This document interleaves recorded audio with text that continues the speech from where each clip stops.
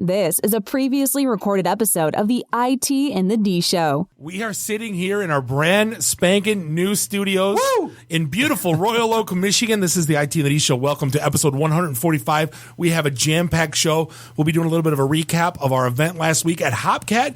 We got a packed studio. We got three awesome guests. Diane is in the house from the Ann Arbor Health Hack Weekend. Going to be talking all things getting free code at our hackathon. Just kidding. Got Tom Nardone in the house, repeat offender from PriveCo. How he came back, I have no idea. ShopandPrivate.com. You might have seen him at Detroit Mower Gang. Anthony Bourdain Show. Conan O'Brien. He is the most famous guest we've had on the podcast. And last but not least, we got Joe here from Hungry Dudes. Want to talk about the food scene in Detroit, something we're all passionate about. Dave, you may fire when ready. Now witness the firepower of this fully armed and operational battle station. The following program is intended for mature audiences. This is Max Headroom, and what you're about to witness is one of the most sinister-sounding intros to a trailer to one of the greatest epics ever. This is Billy D. Williams. Bob and Dave and I are enjoying a Colt 45 right now, and remember, ITintheD, it works every time. You're listening to the ITintheD Show. Hi, it's Count Chocula, and you're listening to ITintheD. Whatever the hell that is. Just where do you guys think you are? The Library of Congress? Detroit? Beyond the sun? Any of those right? Take him to Detroit. No! No, not Detroit! No! No, please! Anything but that! No! I used to hang out at the Magumbo Bar.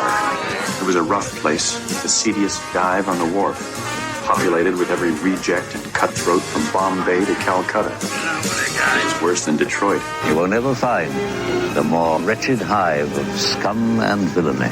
Then don't come! Shut up! Dig, you IT geeks. This is Dre DeMatteo from Sons of Anarchy. You are listening to ITintheD. So what happens when you tap the angry beaver in the bumhole? Exactly. Come on. Tries. What the hell with this? I'm calling a break. We'll come back to the ITintheD Show. Hi, this is Ralph Macchio, and you're listening to ITintheD Show. Wax on, you know what. Bob loves it in the can. What's up, everybody? This is Billy Zapka. Sweep the leg. Listening to ITintheD Show. No mercy. I may have to wipe the geek off. Hi, this is Martin Cove, John Kreese from the Karate Kid movie, and you're listening to ITintheD. Yes, Sensei! Are we at a break yet? Hi, I'm Ernie Hudson, and you're listening to ITintheD. All you nerds out there. Nerds? Nerds. Nerds! What is a nerd? I'm a nerd, and I'm pretty proud of it. This is Scott Steiner, Big Papa Pump. The ITintheD Show is your hookup. Holler if you hear me. You're in your underwear, I'm in my underwear. Hey, let's hang out. No, I'm sorry, honey. I have a headache. I definitely want to see Bob in his underwear. That's a fact. That's why I like it in the can. Which kind of scares the shit out of me. Shut up, Barry. Hello, everybody. This is Ming Chen from AMC's Comic Book Man. I'm a techie. I'm a nerd, fellow podcaster. My favorite podcast is ITintheD. I can't say no, and I don't really want to. Well, especially with the back doors open. It's just too big. It's way too big. We got screwed at the same time. Yeah. Really? Should we talk about this? Tag team it. Should I keep going or should I stop? We just lost our clean tag on iTunes. This is Robert Hayes, the Tit Striker to my mother. When I'm not hanging out at the Magumbo Bar, I'm listening to the ITintheD Show. It's worse than Detroit. Is there such thing as a meat hangover? I love my Monday meat steak. Hey, folks, this is WWE Hall of Famer Hacksaw Jim Duggan, and you're listening to the ITintheD Show. Tough guy. Ho! My name is Michael Zapsik from AMC's Comic Book Man. You're listening to ITintheD. Com. So, what would you little maniacs like to do first? The question isn't what are we going to do. The question is what aren't we going to do. Ludicrous speed! Sir, had you better buckle up? Buckle this! Ludicrous speed! Go!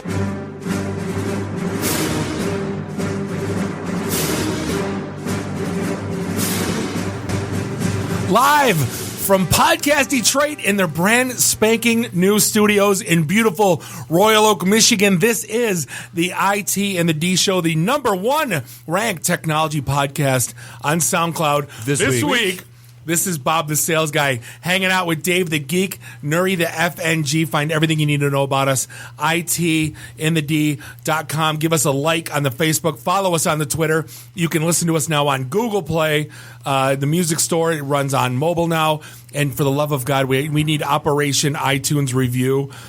We need some more iTunes reviews because they play these weird games and we need to abide by them or face their wrath. It's not even really so much the wrath. It's that, okay, look, people, here's the deal. We don't ask for much. Anything. We don't. We do events every month that have helped more than 2,000 people find jobs. We do like all kinds of stupid shit that help you out of our own pocket for free. For the love of God, it won't kill you to go to iTunes and leave us a review. And here's the best part.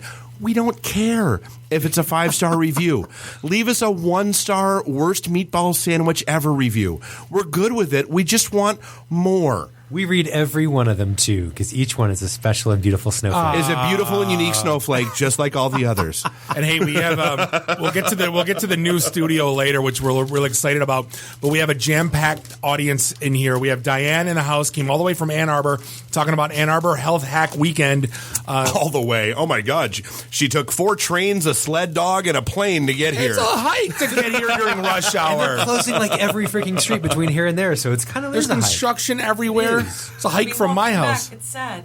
We got Tom Nardone in the house, repeat offender. We did make a commercial about him. We're shocked. We have no idea why he's back. That he came back, but we're very honored and happy to have you back here, Tom. We appreciate it. I'm here to drop a few F-bombs. Yay! Back. I'm here to make Dave's editing life hell is what I'm hearing. And then last but not least, we got Joe in the house from the Hungry Dudes. He is a Detroit foodie, writes an awesome blog. I was following you for years, and I said, you know what, I got to reach out to these guys, have them come out, and appreciate you coming out, Joe. Thanks for inviting me. Absolutely. So let's get down to business, dude. I am losing my freaking mind. We have a building. So let me drop this real quick. This show and all the shows is brought to you by our good friend Mr. Neil Nozakowski, the CEO of Trinet Corporation and Activate Gaming. Neil enabled us to kind of come from our little humble beginnings at the Russell Industrial Center to move over to. He's the one who said you guys need to. That was the slow clap playing. He is. I mean, he's the one who said, for the love of God, guys, you need to get out of the Russell. And he did. He approached us at. Well, we talked to him for a while over the summer a couple of years ago, and then he came to our December event a year and a half ago and said, all right, I get it now. Let's do this. And Neil, you get what? No, let's go ahead and build you guys a studio. I got office space. Like, dude, we're at our event. We're both hammered. Call me tomorrow. We'll talk. He called the next day, and sure enough, we built a studio. And then the evolution from there has been, we launched there in May of last year. Laughably, so we joked. I mean, it's been exactly a year. A year ago, last Monday was our first show in the new studio, and last Monday was our last show in that studio. And it took all of 2 weeks before we had people that were doing the whole, hey, you guys, you have this studio that's awesome and you use for 2 hours a week. Stop being jerks, open the doors. We want to do a podcast. Bob and I yacked it over. It really couldn't be under the ITintheD umbrella, so we launched Podcast Detroit as a network, and that launched on July 25th of last year. And here we are now, 9 months after that, sitting in a building. Off 11 Mile, right? We're walking distance from beautiful Royal Oak Main Street. And it doesn't which smell could not be. It doesn't smell like feet either. No, it smells like Febreze. Tom had to open the door because we cleaned. New building smell. It's got that new building smell. It doesn't smell like marijuana grow operations. Like well, so that was the first studio we were in. That was unbelievable. Which was kind of cool. All 6 doors of the Russell Industrial Center. So here we are in between a couple photography studios. Across the hall was all green doors. Little photography, little cinematography. Right. But across the hall there was 6 green doors that were Grow 1, Grow 2, Grow 3. And we were like, surely those can't actually be marijuana rooms. They're making tomatoes, right? And then we walked in 2 weeks later and they were all busted down by the cops and don't call us Shirley. It was, yeah. But at the end of the day, I mean, I hasn't settled in with me yet. I kind of walked in and I had the keys, and here I am walking in. This is the first thing I never owned a company or business or retail or anything like that, to have my keys and walk in and open up, and the pictures aren't up. I mean, the soundproof is not up, but we're it's humble beginnings. But no, we're here. It's still rough. I mean, we are still up and running with just the one studio. We're waiting for we've got the board and like 3/4 of the mics for the other studio. We're waiting for the other board and the rest of the mics to show up, as well as the sound tiles to get the other 2 studios up and running quick. Yeah, because I mean, we've got like 14, 15 shows that are waiting for us to get our collective shit together and get those studios up and running to come on. We've had our first 2 people from Comic-Con going, we want to play, let us in. Yeah, are you ready now? Are you ready now? Are you ready now? Right. We're ready now. How long have you guys been open? Like, that's what we need to sign the bed sheet on the window. I can assure you we're open. As we were standing around outside drinking beers in front of the building today, I felt totally like Clerks. I did. And we found a good Mexican restaurant next door, so yeah, it's starting to feel like home already. Oh yeah, the mean margarita, I'm content. Yeah. But no, I mean, dude, it's I'm not going to lie, it's completely surreal. I mean, it for that same reason. I mean, we have a building. That's still your name's going to be on the awning. You're going to drive down 11 mile on the street sign. Down 11, right? You're going to see like our logo is going to be on a street sign that people are going to drive by. Podcast Detroit and Asian massage parlor. You know, like that. Can we get You want Bob Dave special? So unrelated. Can we get an admin assistant? Thank you for calling Podcast Detroit. Please hold. Thank you for calling. Thank you for calling. Please hold. Someone's got a case the Mondays because it's the IT and the D show. That's true. But hey, at the end of the day, thank you, Neil. TrinetCorp.com, TRI. He's an awesome guy. I've known him for 15 years, and just couldn't be more appreciative. Everything you've done, and hopefully we'll. I don't know that I hit you with this. I got not 1, not 2, but 3 different messages after the Daily Detroit story hit. So, Daily Detroit was nice enough to come out and do a write-up on us and all the stuff we have going on. I got 3 different messages that basically boiled down to must be nice to have a sugar daddy. And I forwarded them to Neil, and I'm like, hey, just so you know, this is what's out there. And he was like, no, not sugar daddy, just more enabler / partner. And I was like, well, and that's why we're business guys and other people are not. Exactly. So who's having a crazy week this week? The Chewbacca lady. And it goes back to our theory. Dude, it wasn't funny. I'm not going to lie. It goes back to our theory we have where we can give you like, hey, if you go to this website, we'll give you free college and a job. Our Facebook page right now, we have go get a job, 30 views, like 30 reach. We have our stupid Rick Astley meme and the stupid ban shredded cheese, make America great again meme. Both are closing, both are at 40,000 reach and hundreds of shares. 500 shares. It's ridiculous. That's what I don't get. So here's the thing: you could put out a news article right now, like free college education, and we're going to guarantee you $100,000 a year job, and nothing, crickets, and free Bob Dave special. You get a lady that puts on a Chewbacca mask in a parking lot and does a review, kind of like the damn guy from Five Guys, and she got 130 million views in a weekend. And now all of a sudden you're going to get every schmo on the planet buying stupid things and laughing in parking lots. I can foresee it. Oh, it's so let it be written, so let it be done. You know it's going to happen. I'm going to have to be the dissenter in that one because I sat there and laughed my ass off watching this lady just joyously squee at the Chewbacca mask. And I totally want a Chewbacca mask now. I'm not going to lie. They're sold out. They're on eBay for $500. Oh, Jesus. They're sold out everywhere. That's There's it's mass hysteria, dogs and cats living together. They said Hasbro is empty, nothing anywhere. Target, Toys R Us, all gone, all on eBay, huge money right now. Look them up on eBay, see how much they're going for. I'll bet you, I heard they were anywhere between $100 and $500. But I don't I don't get it. I don't see it. I don't, and then we were chatting online with Jeremiah from Daily Detroit, and he's like, you go to Facebook to get high. Zuckerberg created, it's like the weed of the internet, where you go there to just be dumb. Well, and so and there was that great corollary, the story that related to that where basically Belgian police are telling their citizens, do not use the reaction emoticons, or you go ahead and use if you want to, but don't use the react, the love, hate, cry, whatever, because that's how they're tracking your actions. The related article of that is that basically Facebook is going to start using if something makes people mad, they're going to start pushing that to the top of your feed. Because that's what triggers reactions, and that's what triggers views. What I was reading too was certain reactions elicit certain ads. So what they want to do is create a corollary.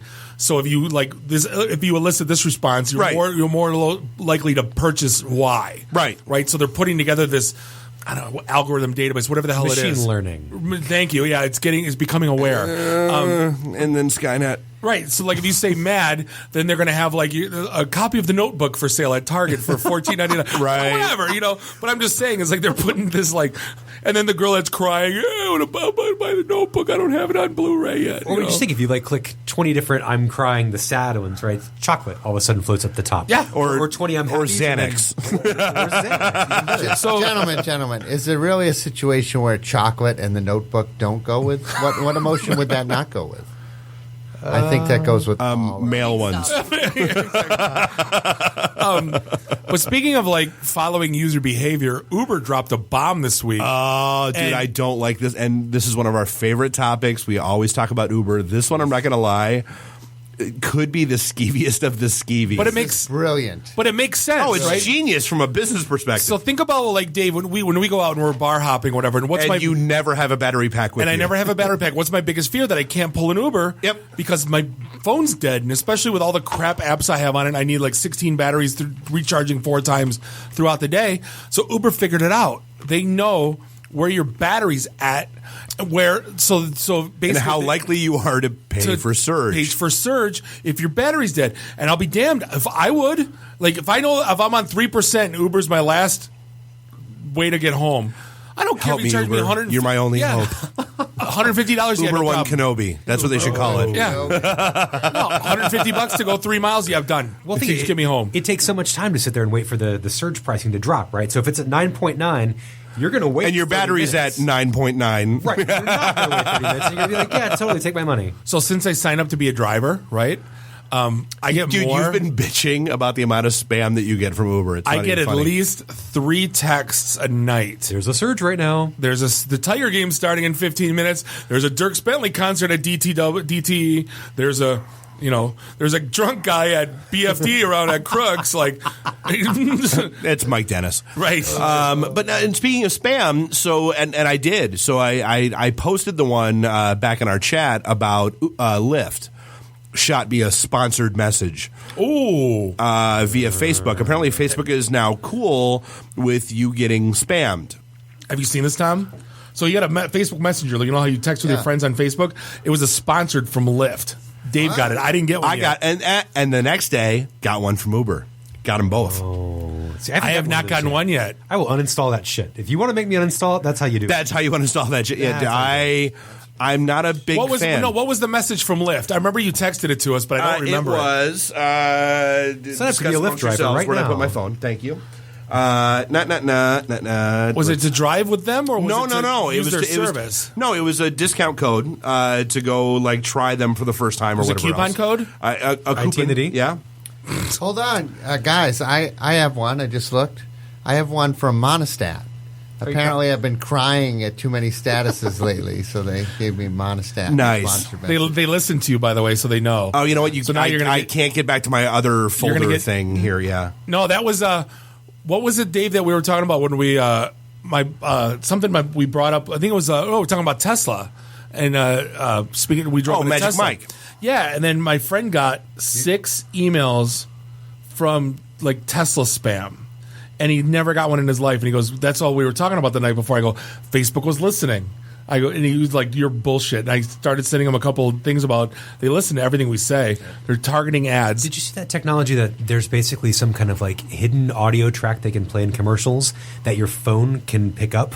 So there's actually companies that are trying to basically now try to fight for your smaller screen, which also scares the shit out of me. So here you go. The Lyft one was get your first ride free up to $30 when you sign up for Lyft right here in Messenger.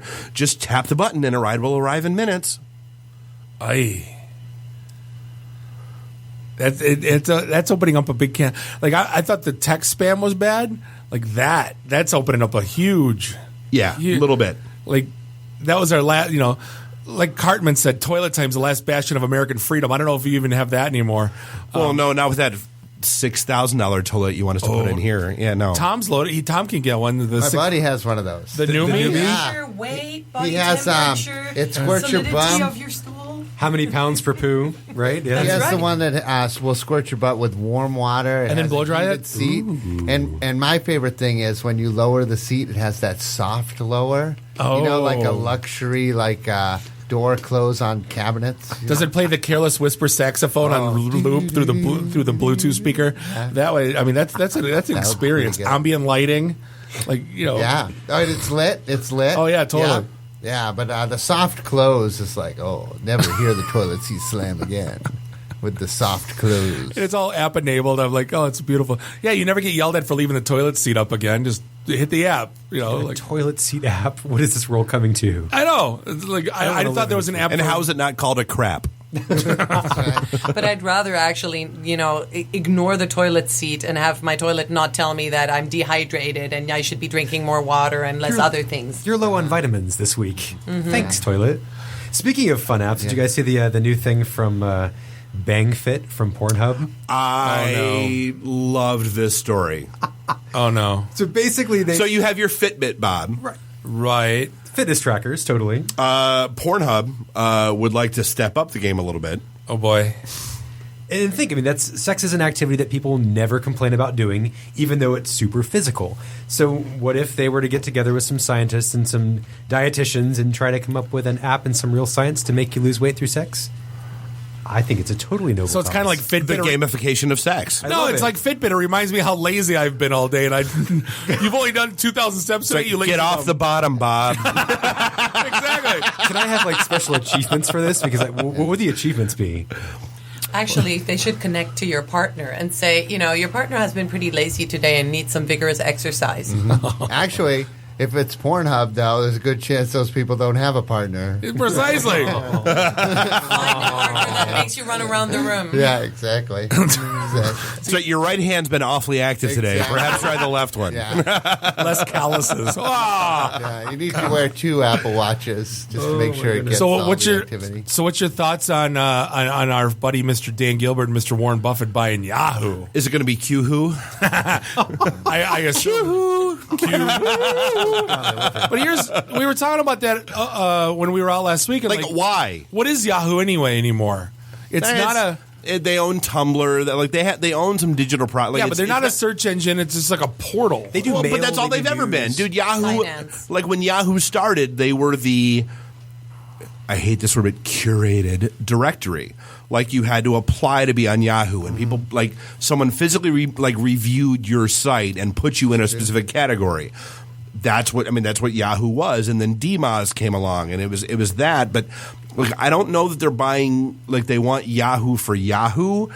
If I were them, I'd be going after Yahoo for Tumblr and some of the other properties that they own. It's kind of crazy though because it's got to be worth something, right? Warren Buffett doesn't go in on stupid stuff. Well, LinkedIn's worth $60 billion for crying out loud. Yahoo's got to be not far off. Verizon's also bidding on them, and I wonder what Verizon wants to do. There's a lot of people that use Yahoo as their home screen as a news source, like a one-page news source. People still use Yahoo Mail. There's a lot of fantasy football stuff on Yahoo. That's the only reason why I still have a Yahoo email account is because of our friggin' every year the fantasy football thing. Yeah. And then no one used Y-Mail. I think when that came out, that was kind of a laughter. But I guess Yahoo kind of is the Detroit of the .com world. It's full of people who don't have jobs. Sorry. Nice. Oh. No, that was an interesting thing that came out talking about the digital divide. And I was doing a lot of reading. Unemployed in Detroit, yeah. Yeah, and it's they're talking about this huge it's the most unsaturated broadband Dude, I have of any city in the country. Here's my issue with that story, and it comes down to some of the guests that we've had and some of the events that we've been to and that kind of stuff. The statistic that was quoted in that, or the number that was quoted in that article was that, it costs, $70 to $100 to have broadband access. Dude, we've had Comcast in here how many times? We went to the Comcast opening event. They've got their Internet Essentials program. $10. It's $9.95. $9.95 for the month. And I got my kids' tablets access. for $50 this year. Right. But then they took it another step and they said, well, then they need training. And I was like, I kind of wouldn't know. That's what YouTube's for, right? Like, YouTube has everything. You can go get free classes at Khan Academy. I mean, I don't want to say that they're making excuses, but it's getting to the point where they're making excuses, right?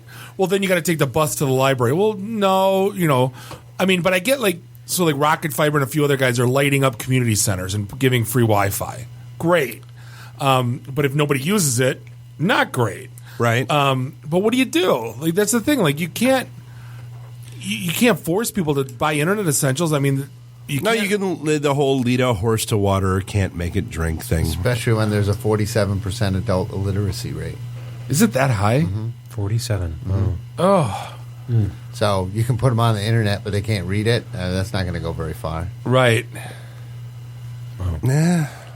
I don't know. I gave my kids websites and apps when they were like 3 to learn how to read, where you can like push the button and it does the word. I mean, I'm being funny. The tools are there. Like, there's so much stuff. But your kids have a lot of tools upstairs that some people don't. You don't get a 47% illiteracy rate with a high intelligence level.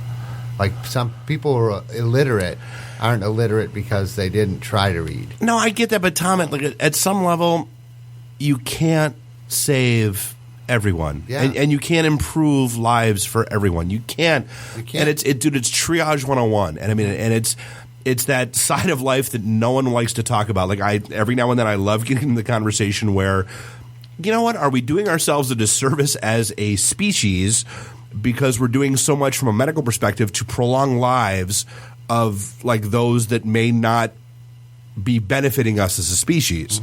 It's like that kind of thing where it's you can't help everyone. You can't. You may want to, but you can't. You know how you can help everyone? Pick our battles. Yeah. Each of us picks their battle every day as to who we can help and who we cannot help. And so, to some extent, that illiteracy is potentially in part due to the fact that the person wasn't interested or that their social environment wasn't conducive to it. And so, some of these adults don't want to learn to read now, but some of them have also just not found the opportunities. Mm-hmm. And that's something that I personally have no skill set or even I looked the at time to work in. But there's other things we're passionate about that we try to make a difference in. Yeah. Everybody makes a difference where they can. I looked at my father-in-law, my immigrant grandparents. Last thing they wanted to do when they got here at 50 years old was learn English. They didn't care, and it just gets that they knew enough to get to the grocery store and go buy gas. Other than that, my great grandmother, FOB, fresh off the boat, 1902 from Italy, she would beat her kids' ass if they spoke Italian in the home. You're in America, you learn English. That's how it went. A little different now. Yeah. Hey, we're coming up against a break, but we got to drop this story. This is Nuri. That's all Nuri's been talking about like all week. I've kind of been singing Ace of Base all week long now since I read the story that Dave's. And if you know anything about '90s like awful pop music, soft sun. There was this is a Berenstain Bear worthy.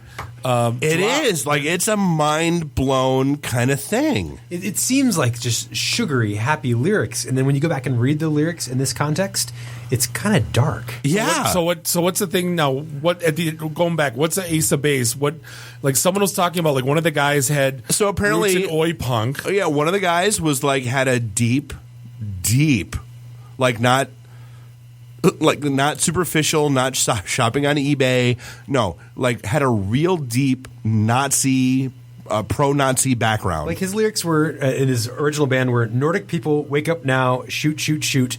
Immigrant, we hate you. Yeah, that was his lyrics. This is serious. And so, Ace of Base, who thought it was this ABBA. Sounds catchy. I saw the sign. It was no. Cute.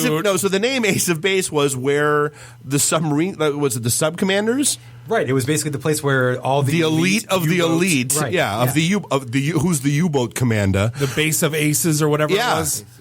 That's where that was what they called them. And they pulled one over on us because everyone thought they were just little. All she wants is another baby. Yeah, exactly. ABBA 2.0. See, even worse, though, the video, within the first 15 seconds, they're talking about this woman who basically wants to get knocked up and then live off social assistance. Stop. She's holding a necklace full of Jewish stars. Yep. Yeah, within the first 15 seconds of the song. So basically, they're saying that Jewish women basically want to get pregnant and live off social assistance. 15 seconds of the song. And also, like Happy Nation, there's a chant in that song, and basically it's like half Latin, half Hebrew, and it's on the wings of the eagle, which Nazi symbolism 101. 101. With God's help, I was there before everyone. In the meantime, I will kill you. Good God. Yep. Next thing you're going to say Chumbawamba with all heroin addicts. Like, what does Tumbo thing mean? What exactly? What the hell's going on? My childhood has been ruined. Freaking crazy. Well, and they've tried and he's come out and said that I made some bad decisions in my youth and that kind of stuff, but it's there. And then the Happy Nation, living in a happy nation where people understand and dream of the perfect man. Sounds like Ubermensch to me. Oh my God! A little bit, yeah. You just destroyed my teenage years. Yeah, no, all of ours. This is the first CD I bought. Dude, this story broke my heart. I will never ride an elevator the same way again. Exactly. What sign did you see? Now it all changes everything. Oh yeah. Although, before we go to break, though, there was one story that made me laugh because I love when these stories come out. Because Emily Ratajkowski, and we all know her as the naked chick from the Blurred Lines video. From all the things, yeah. Yeah, dude, apparently, guys, she wants everybody to know that being hot is hard. I could have told you that. You could have, but we wouldn't have believed you. Yeah, it's hard being a hot girl in Hollywood. Aww. It really is. Like, it's hard. One big collective awe for Emily. Let's give her a little slow clap. Yeah. It's hard being a hot girl because you get typecast as the hot girl. Maybe because your acting sucked. I just watched Entourage the other day. You were like robotic, horrible. Yeah. But yeah, being hot is hard. Apparently, I thought we should all know that. Yeah. So we're going to go up on a quick break. We're going to be back segment 2 with Diane talking about the Ann Arbor Health Hack Weekend. This is the IT in the D show, and we'll be right back. IT in the D. Read, meet, listen. Networking Detroit, one beer at a time. Hey, this is John Schneider from Nip Tuck Smallville, the haves and the have-nots. Oh, Dr. Quinn, Hot in Cleveland. Secret Life of the American Teenager, and just about everything you can possibly imagine. And oh yeah, the Dukes of Hazzard. You're listening to Bob and Dave. It's the IT in the D show. ITintheD.com. This is a previously recorded episode of the IT in the D show. Welcome back, segment 2, episode 145. This is the #1 ranked technology podcast on SoundCloud this week. We are live here in our brand new studios, the Podcast Detroit studios in beautiful Royal Oak, Michigan. That's going to be tough to say. Been saying Ferndale for so long. This is Bob, the sales guy, hanging out with Dave, the geek. Nuri, the FNG, is in the house. Find us online, ITintheD.com. Shout out to Randy and Ian filling up our Twitter sphere. Give us a follow and give us a like on Facebook. And then download the Podcast Detroit app if you want to check out. We got a ton of great shows. And soon to be more. I think we're up to 52. Signed a bunch at Comic-Con, including an Elegant Weapon, which I'm kind of proud of. And Drunk on Comics. And we've got Booking Pop Culture. There's quite a few that we've got now. I like the idea of Booking Pop Culture. It's a bunch of wrestlers, when they're not wrestling, talking about just stuff. A bunch of IT guys sitting around a bar. What do they talk about? Right. A bunch of wrestling guys sitting around a bar. What do they talk about? Yeah. Welcome to podcasting, right? But we are joined. We appreciate you coming down. We got Diane here from the Ann Arbor Health Hack Weekend, and we were talking, and no one can figure out your accent. You try to explain it in the green room, but it's like a French, German, English, just like Pan-European mutt. How does that work? Perfect. I love it. Love it. But hey, thank you for coming out here. We appreciate it. Thanks for having me. It's a pleasure. So talk to me about, talk to me about what do you do and then how you came to get to this hackathon. So it wasn't my idea. Full credit goes to the other 3 co-founders. They had been talking to each other, and then one of them None of whom could be bothered to be here tonight. And they sent you as the sacrificial lamb. We're all really busy. All 4 of us have day jobs, and this is the first time we're a brand new nonprofit, and our mission is to bring healthcare hackathons to this region. There's a lot of tech talent. There's a lot of healthcare talent. There's VCs. There's great universities. There's a great startup scene. Why do we not have healthcare hackathons? Right. So so let's take a step back. Right. What in the heck is a healthcare? How is it different from a hackathon that we know?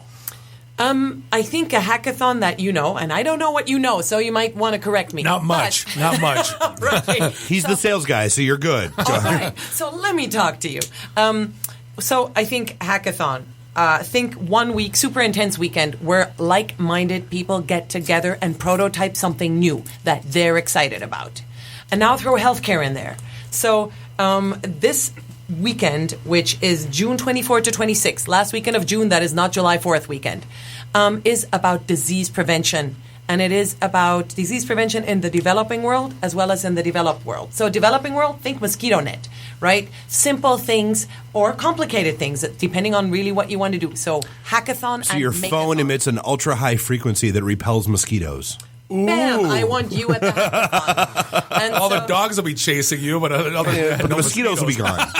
You can work on that with a team of people who have all really clever ideas during that weekend. But it's also in the developed world. We're talking about something. Just think about an app that helps with mental health, suicide prevention. That's disease prevention as well, and everything in between. So it's physical things. It is code a new database that really finds patterns. It's make a new app that helps with disease prevention, new technology that can be used in a hospital or in an ER. It's a lot of things. Whatever in disease prevention motivates you, come on out, find like-minded people. And so my job tonight is you guys are following your mission and bringing people in the tech and the IT world together. My job is to bring people in the IT and the tech world together with people in the healthcare world, because those usually don't talk to each other. They do not. And so, but together they can make better stuff happen. Well, I mean, technology solves all kinds of medical problems. I used to work for a Cisco partner where I was doing technology with call centers. And basically, like, there are so many public health things you can do with a call center, like appointment reminders. And today is a high breathing alert day, so make sure your kid has asthma, doesn't go outside, and things like that. There's so many things that you can kind of make people's lives better. There's so many things you can prevent. I mean, 13 million people die globally every year from preventable diseases. And we've got a lot of smart people. Why can't we do something to make it better? Absolutely. And so I really, my message is you don't need to know about healthcare, because we want to bring people in the room that do know about healthcare. What I want you to have is a passion.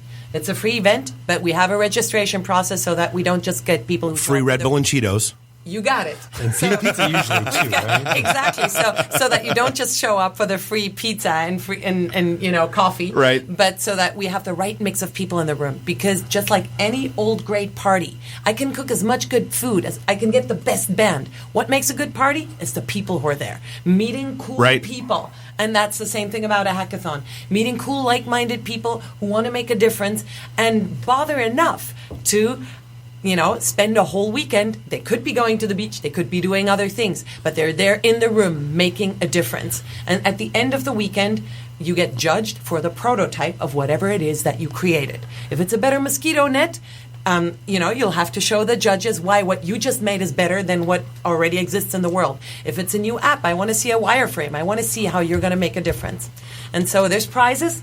But the most important thing for us is not necessarily winning. It's, are there a couple of teams who make it out into the real world, who start a company? Right. And that's my motivation. I've got a day job I love. I want this event for people like me who want to spend a weekend with cool people doing cool stuff and then either start a company or go back to their day job on Monday morning. So now is it the kind of thing where, okay, so like I'm a marketing guy and I think I have a couple of ideas.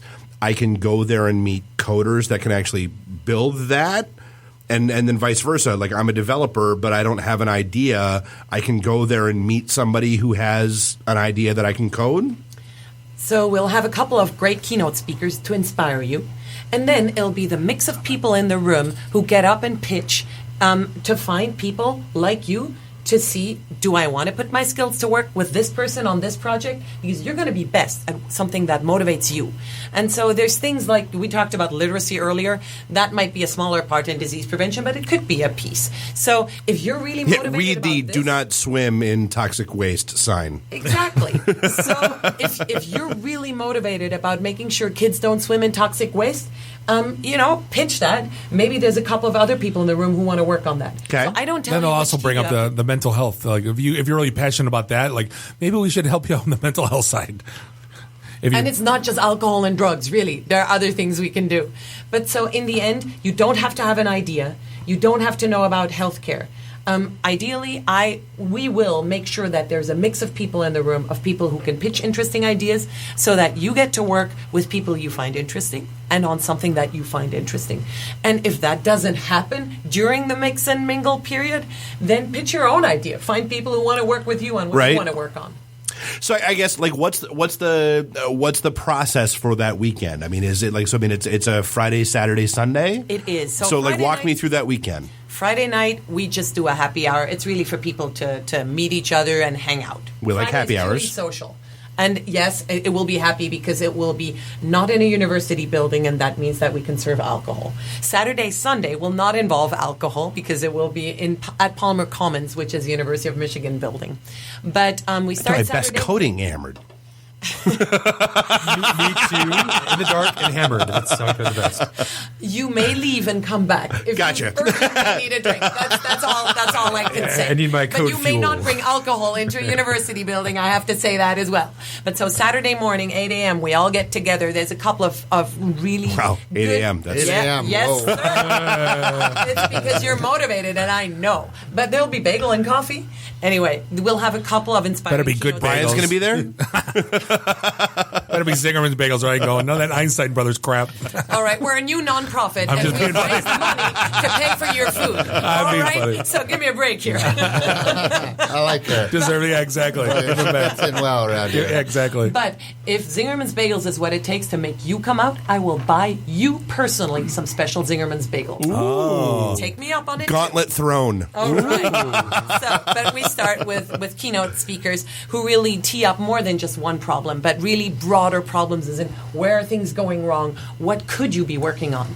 And then everybody who wants to gets to get up and pitch 30 seconds. And I mean 30 seconds. We're going to clap you off stage because there's plenty of people. Can there be a big gong? No, we're clapping you off stage. Oh. But basically, hey, my name is Diane. I want to work on mental health, and this is how I envision I'm going to do it. I'm number 25. I'll be holding up that sign with a 25. Meet me in the mix and mingle period. And if Okay. you're sitting in the audience, you just make a note on your piece of paper. Diane, number 25, mental health, and number 12, dude with a mosquito net, and number 32. And then in the mix and mingle period, you find number 12, 32, and 25. Right. And maybe number 32 just doesn't. Yeah, click not with so you. much. Doesn't Not really just- have. Yeah. And but you figure out who you want to work with and what you want to work on. Okay. And then you start working on it. And so roughly from lunchtime Saturday to lunchtime Sunday, you make it happen. And then and so if you choose to go home and sleep, that's up to you. And again, we will be there, and then we'll be pizza at midnight. So and then we come to the Red Bull and Cheetos part of the program. You got that like, right. Like, should people bring a sleeping bag? Like what? We've heard everything. That's why we're Yeah, like I'm asking because I mean So it's I would been bring all over an the extra map. sweater. Officially, we are not allowed to encourage sleeping in the building because of fire marshal's orders. This is a building that is not. So I cannot encourage a sleeping bag. Do not bring a sleeping bag. If you happen to fall asleep at your keyboard and I don't see it, I'm not going to kick you out. But that's really What a surprise! A big don't ask, don't tell weekend in Ann Arbor. Hey, they're starting in Ann Arbor because that's where we live and that's where our community is. But that said, we really want to reach out to communities broader than Ann Arbor. It's not like Ann Arbor's the center of the world. That happens where we live and work. No, there's this huge perception that like Ann Arbor is like a world away from downtown Detroit, and some of that is perpetuated on both sides, both from the Ann Arbor community and the Detroit community, where it's Ann Arbor, it's Detroit, And trying to, but it's a half an hour down the road, if that. I date someone in Ann Arbor, and I'm over there fairly regularly. Yeah. It's not a big deal. But then I have friends who are like, absolutely not. I'm not going to Ann Arbor. No, I don't care bubble. what. No, It's outside the bubble. I'm not going. like Jessica. Those are Grosse Pointe people, though. You know? Right.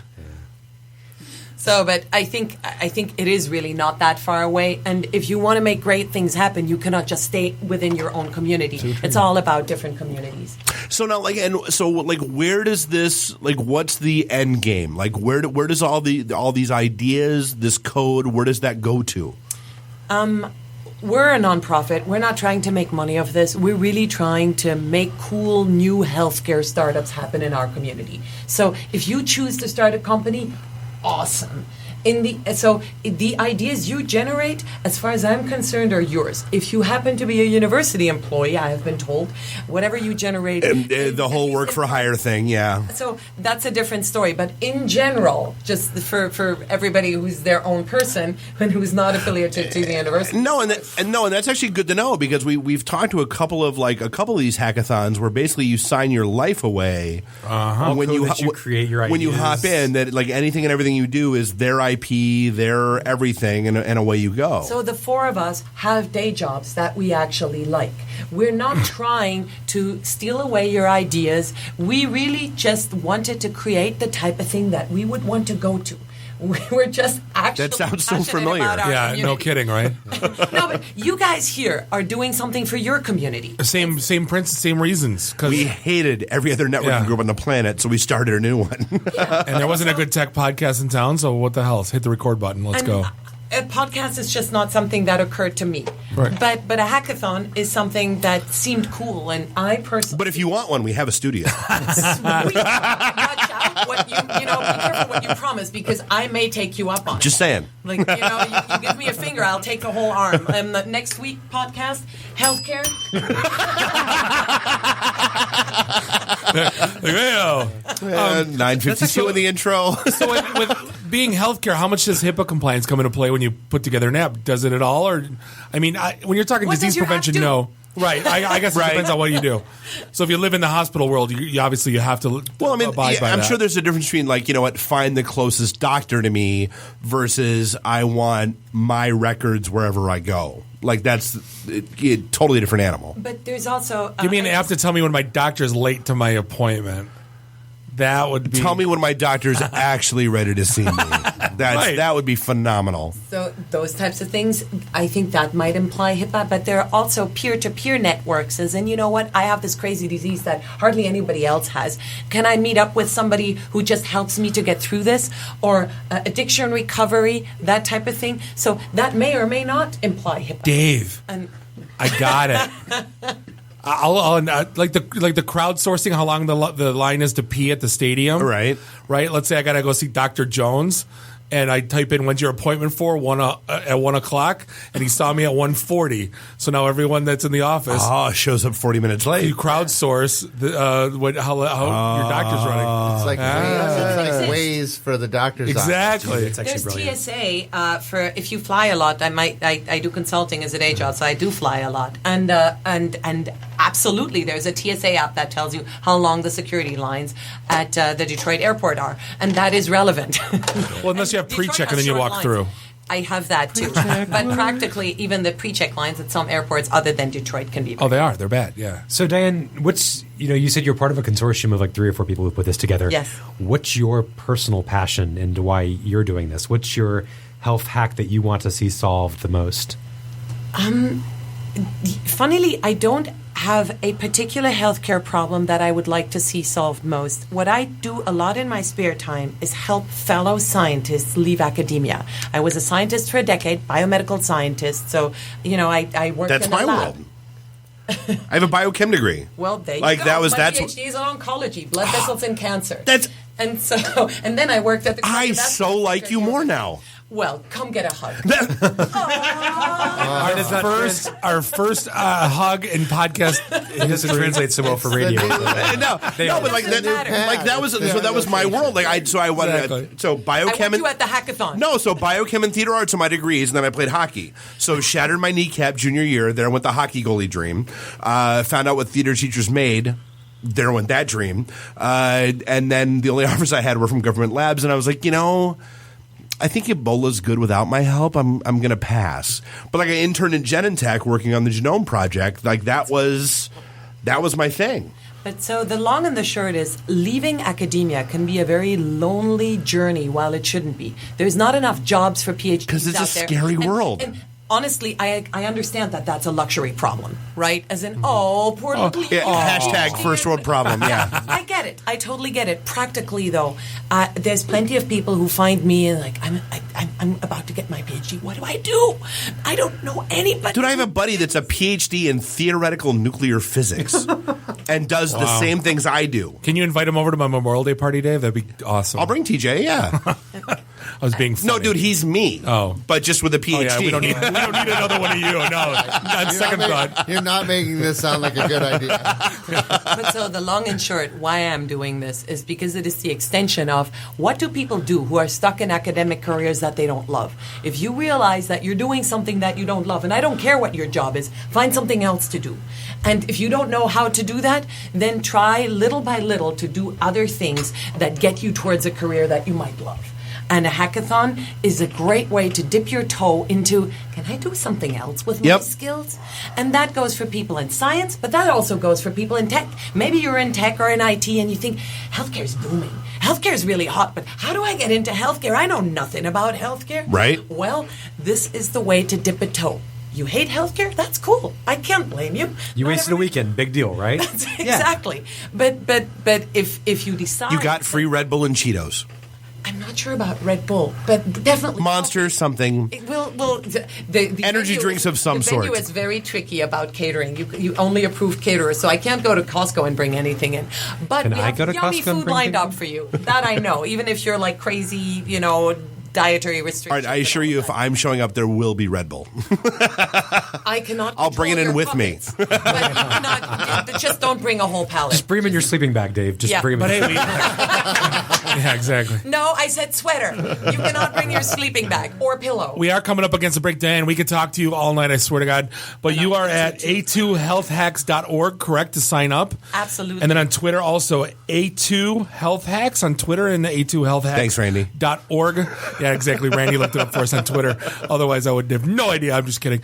Diane, honestly, it was awesome talking to you, and best of luck on your hackathon. And the dates again?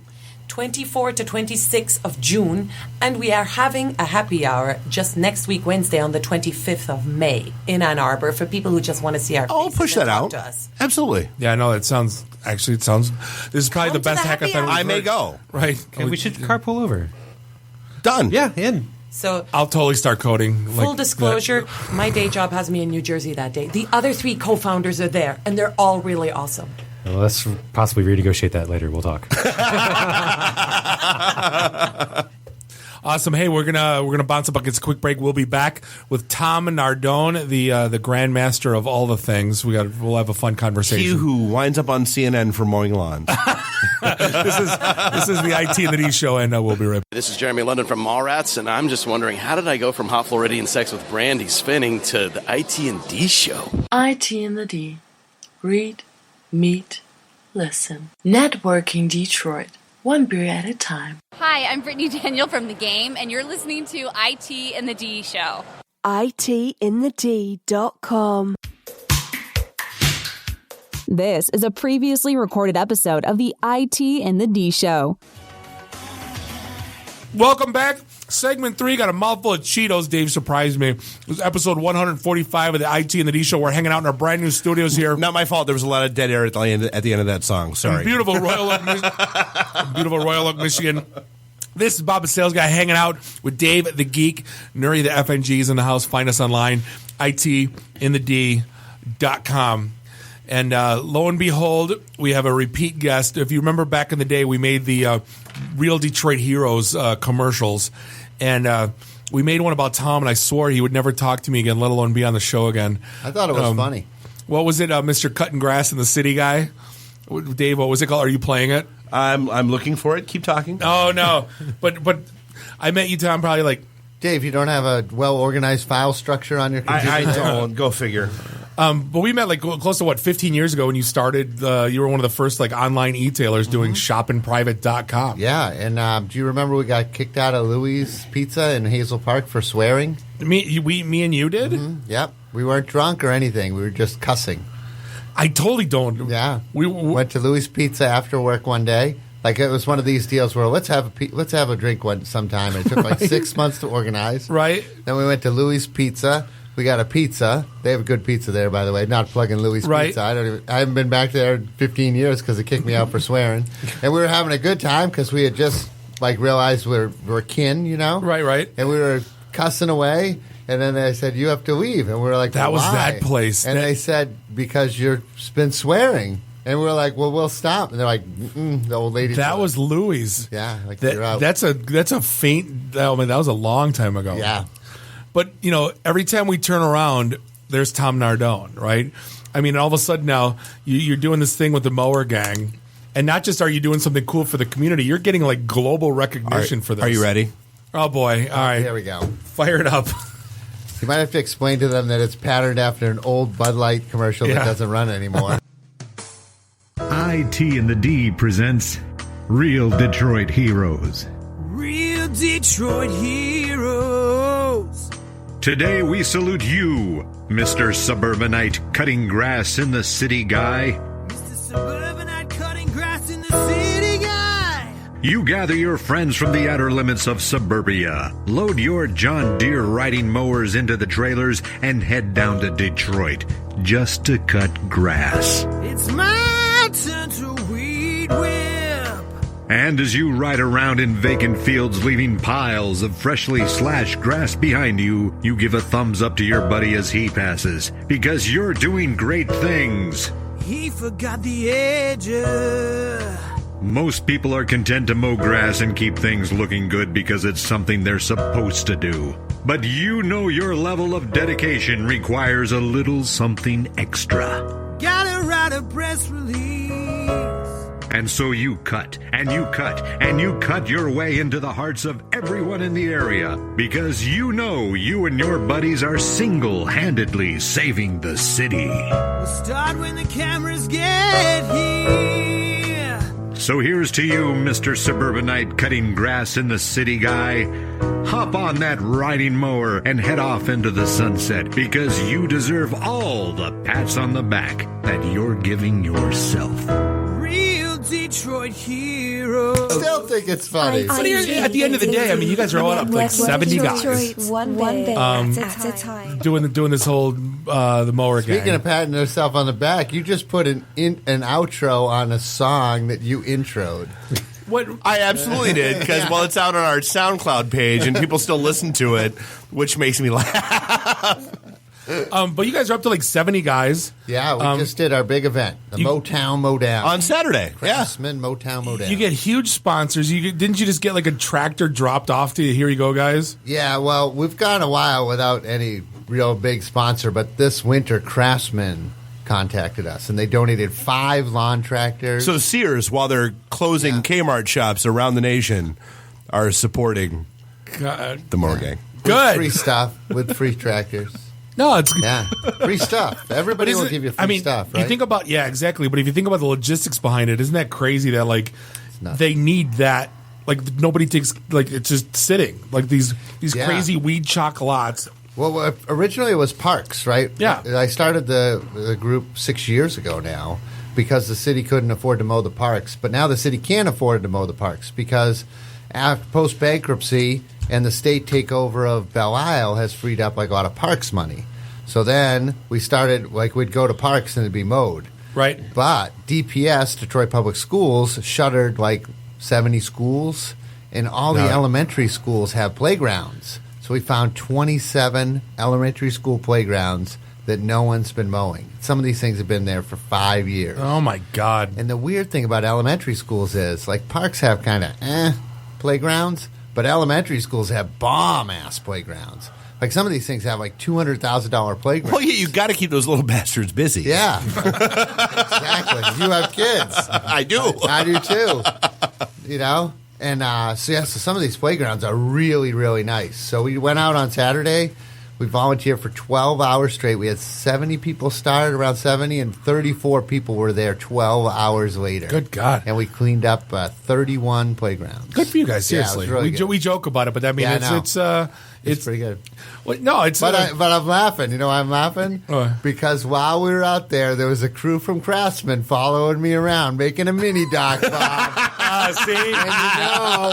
And when it comes up, I'm going to send it to you first. Oh, absolutely. That's the thing. Like, all these guys are cutting grass around my neighborhood every Monday. They're not on TV. Tom does it. Tom does it in the city, and he's on CNN. Yeah. He's on Japanese news, weren't you on? I was in a Belgian magazine. I still don't know. See? It's like I'm in a Belgian magazine. Waffles and Tom Nardone. It's what Pass it on. I'll translate it for you. Right.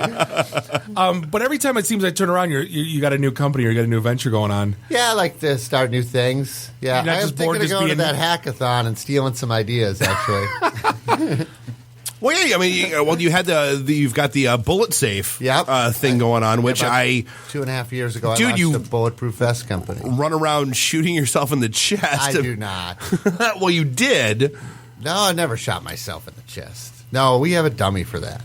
What's Steal an idea and a team with it. Yeah. How about it? There you go. That's why you go to a hackathon. You don't I know. just find the idea; you find the team with it. That's right. Well, and like the one that blew my mind, honestly, was the baseball hat. Oh yeah, the bulletproof cap. Yep. What? It's a bulletproof baseball hat. Yeah, the front third of it has a ballistic panel in it, and it'll stop a 45. Well, the whole point of his Nuri was like when you're a SWAT team, right? And you got these big, huge, like Mad Max helmets on. It's a little intimidating. So hey, if we can just get these guys in baseball hats that are still protective, is that? Am I? That's it. Yeah. It started off watching coverage of the Ferguson riots, Right. And the police they're wearing these riot helmets, and nothing says like we're not talking or negotiating, more than a Then riot full helmet. riot gear. Yeah. It just says basically we are different now. Yep. We're police, and you're Welcome to Escalation 101. But I mean, how many guys are just flat out going, you're full of shit. There's no way this thing's stopping a 45. Yeah, let me tell you, the YouTube video we put together for that one's like 4.5 minutes long, and it has to describe exactly how it works. Right. And we have ballistic skulls with ballistic gel brains and the whole bit. And not only that, but for a lot of bulletproof vest stuff, there's a NIJ, National Institute of Justice, has a standard. Okay. Pass the standard, you're bulletproof. But there's no NIJ standard for a baseball cap, so we had to even go further than and like sort of demonstrate. Because it's a baseball cap. Yeah. I mean, are you getting a concussion if you get hit with a 45? Yeah, you'll get a concussion. It's better than a bullet in your brain, though, right? That's better than a hole through your head. Yeah. Right. And all the bone fragments going through. Well, it's like the vest. I mean, you're still going to get a nasty bruise, but you're not dead. Exactly. I'm actually watching the video right now on bulletsafe.com. Oh, thank you. Basically, Cheap plug. point blank. I'm the master of cheap plugs. Yeah. Ding again? No. Nuri's the master of the plug. That's my other business. Tom's the master of the plug. But basically, it's Tom just sitting there point blank shooting a dummy. The hat goes flying off of him. But basically, there's no impact. There's no bullet in the guy's skull, which is absolutely crazy. So I contributed to your Kickstarter, I'll admit, and but I didn't keep one. I donated 2 to cops. Yep, you did. Yeah, you're the only person that donated 2 to police Really? officers. Yep. Thank you very much. Oh no! Does that mean I'm dumb or does that mean I'm No, good? it's just a nice thing to do. Thank you very much. Well, that's what to me it's supposed to. That means you shouldn't have gotten 3 no turn on red tickets in Ferndale.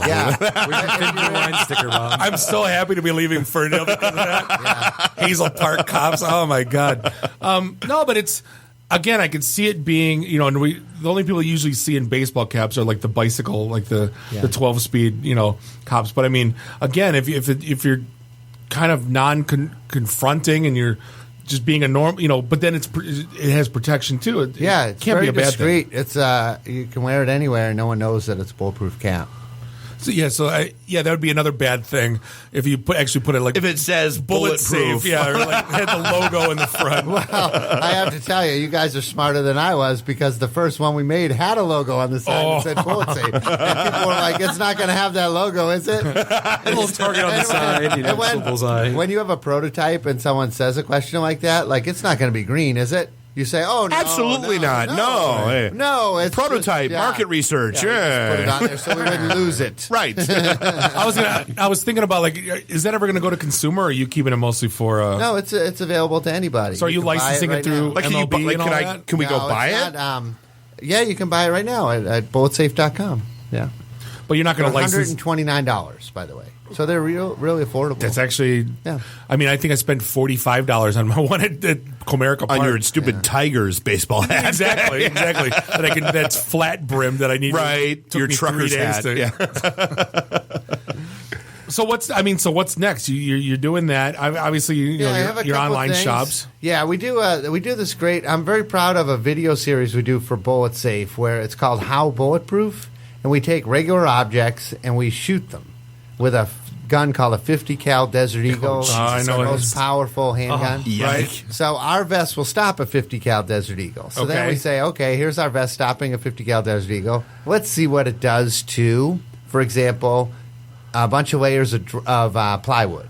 So how many layers of plywood? I totally watched that one. I remember that. 13 I remember that. layers. Yeah. So a bulletproof vest will takes 13 layers of plywood to stop it. Oh my God.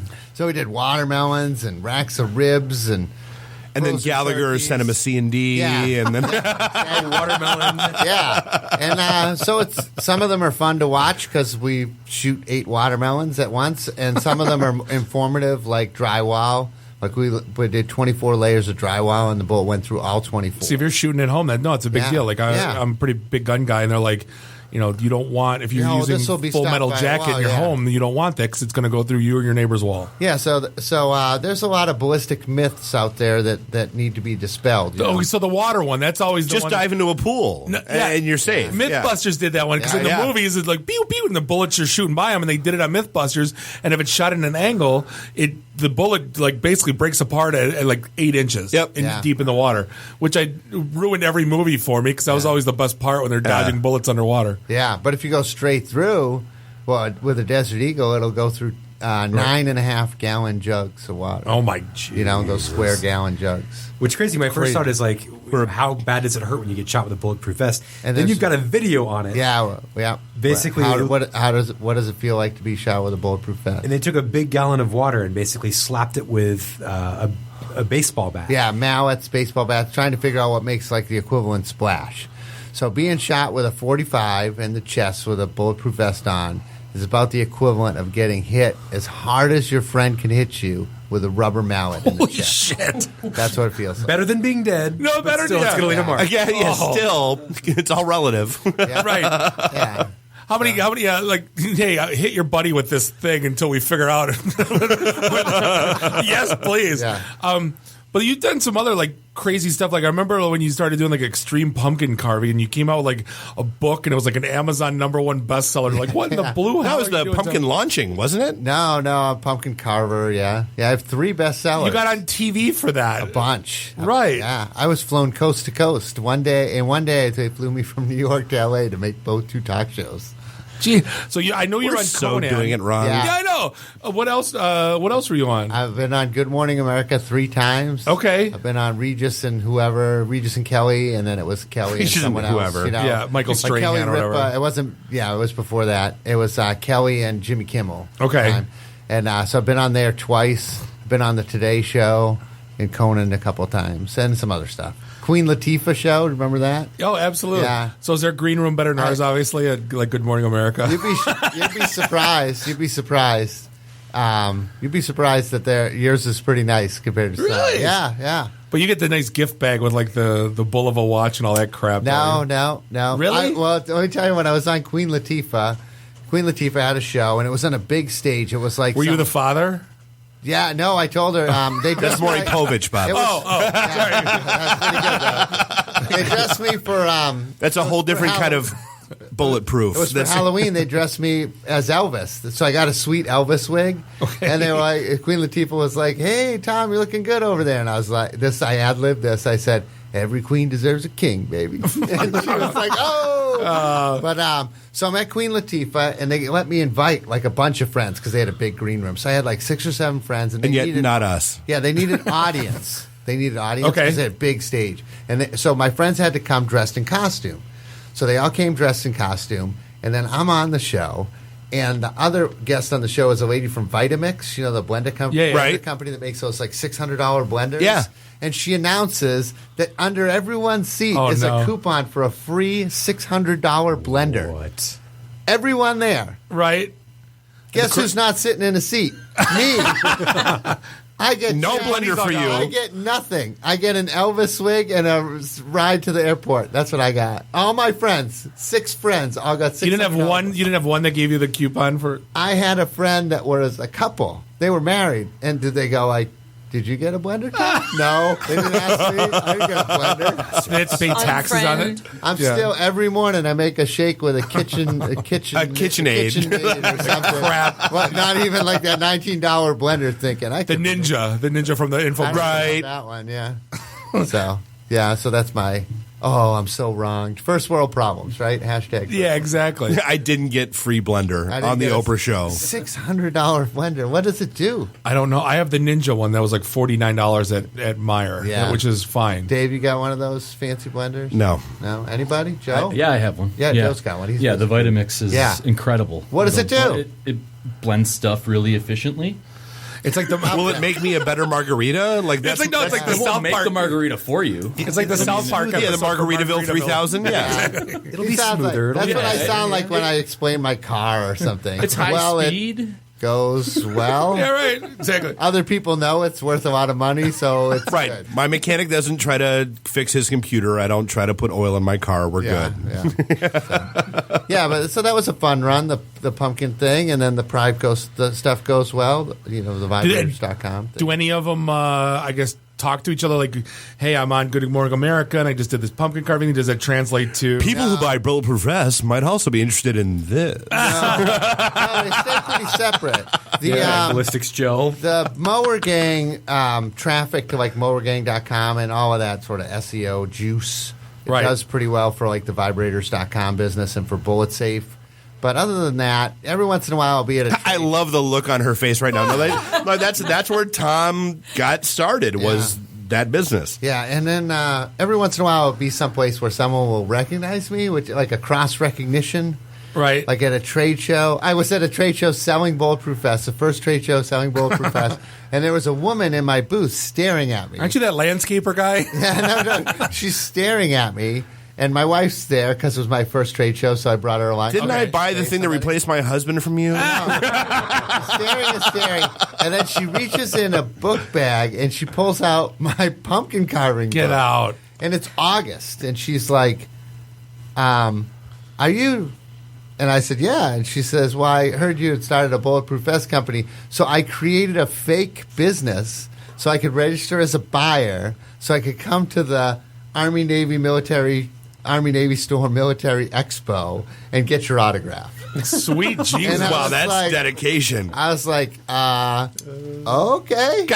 Whereas, like, we get the, you guys are downtown this month, I'm not coming. No, it's at PenguinCon, I got you're Bob. And yeah. Wait, what? My name badge was backwards, and he goes, I was wearing a Pabst Blue Ribbon sport coat, and he's like, oh, I know that from the coat. And I'm like, I've heard you talk about it on the show. I heard Wait, what show? What show? Like your podcast. What podcast? Like, no one listens? Like, are you kidding me? There's people. No, Bob, haven't you heard? Bob, it's all fake listeners. Haven't you heard?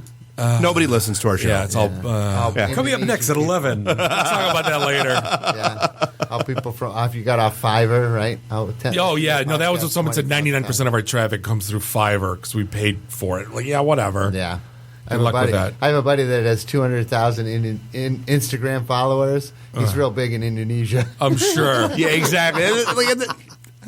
Yeah, we'll get into that later. So I see a marriage going on. Like, Tom's been 2.5 years since he started a company, so he's probably getting the itch. I see the hackathon coming up where they don't own the IP. Oh, I have something going. I see a little. Now. I have something. I'm pitching there is. DC, okay. Yeah, but it's not. Well, you were trying to do reality show, right? And that still goes on. People try to. I let people try to make TV shows about me. Does that make sense? Sure. Like there's been people over the years say, I want to do a show about you. So I'll help you, but I don't pitch it. See, now we got Kari in the studio, who's video, the video guy. Yeah. And, you had Chewbacca Lady getting 130 million views on YouTube. I'm thinking like a YouTube channel. How do you not have the Venn diagram intersection of vibrators, bulletproof vests, bulletproof vibrators? The bullet. It's all ballistics, Joe. Every last bit of it. Vibrating vest. That cuts your lawn.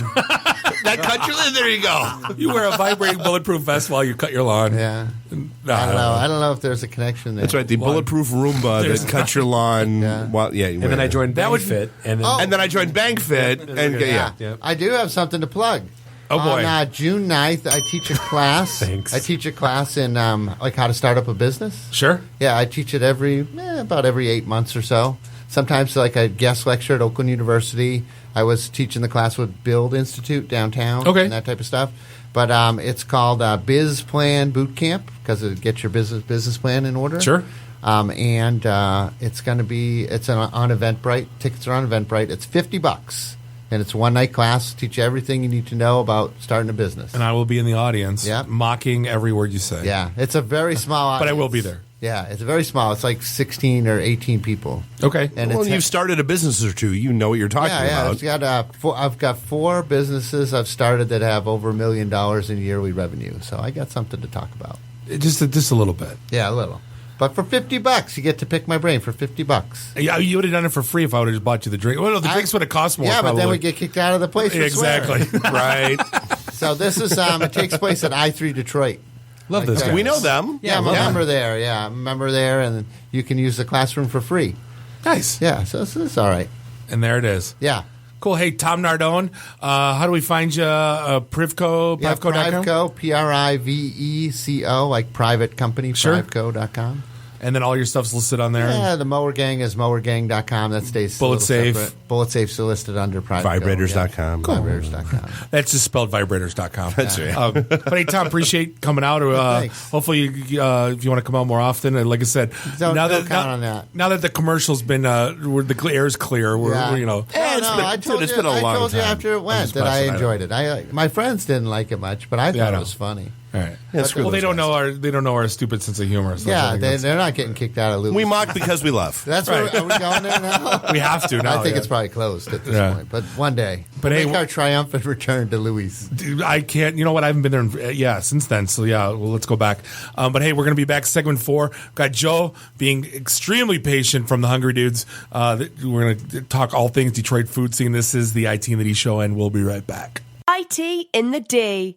Read, meet, listen. Networking Detroit. One beer at a time. Hey guys, it's Time Hawk, Bruce Leroy from The Last Dragon. You're listening to the ITintheD show. ITintheD.com. This is a previously recorded episode of the IT in the D show. Welcome back. This is segment 4, episode 145, the IT in the D show. We're hanging out in our brand new spanking new studios in Royal Oak, Michigan. This is Bob the Sales Guy, hanging out with Dave the Geek, Nuri the FNG. We're having way too much fun in our new digs. It's a little bit euphoric, but find us everything you need to know about us online, ITintheD.com. I'm thinking we do, let's wait a couple weeks, Dave. We have a grand opening.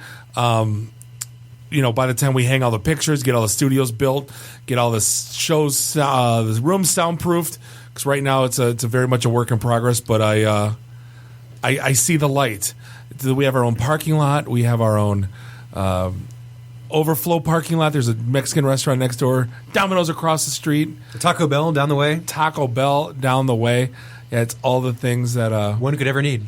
Exactly. Yeah. Great little Mexican joint next door. Yeah, welcome to the Killer Margaritas. Margaritas. No, I'm like, yeah. Playing Clash of Clans again? No, I was answering emails from Neil. Thanks. But hey, we are joined by. I just got followed by this guy. He actually's by Twitter. I'm like, oh my god, Joe Hakim's following us on Twitter. But hey, we've been following your blog for a couple years. Joe is the writer of one of the writers of the Hungry Dudes. Yes. And you're a big foodie in the Detroit food scene. I'm like, I got to have these guys in the studio. Yeah. We started the Hungry Dudes about 7 years ago. I started with Henry Balanon. Okay. And Henry has since gone on to other things, and now it's me and a guy named Vato. And our friend Angela sometimes contributes as well. She's out in Ypsilanti. And I've recently started contributing to WXYZ Channel 7 as well. So it's a rough gig. You got to eat food and then talk about food. Like it's properties of food, right. Demented and sad, but social. It's insanely difficult. A lot of it. There's a lot of day drinking involved as well. Aww, it's tough. Oh, yeah. Again, we're doing it wrong. Well, no, I think at the end of the day, I think Yelp kind of ruined it for everyone, where you had food bloggers and food writers, and now everyone thinks they are. Right. Yeah. So when we started 7 or so years ago, there was really Yelp was just coming into the city. There was no blogging happening around food blogging happening at all. So you just had the newspapers, magazines, essentially. But since then, and with Instagram too, there are like millions of people trying to do this. Well, I mean, honestly, like that's why we've loved. Well, one of the reasons why we've loved that's the last season of South Park. It was Detroit. Absolutely. I mean, it literally tracked Detroit to a T. Where we're like, Jesus Christ, like, are Stone and Parker here watching this shit happen? Yeah, the whole like Soda Sopa and that whole like and the Whole Foods and the Yelp and the absolutely. That it was a brilliant season. Probably the best. Oh yeah, yeah.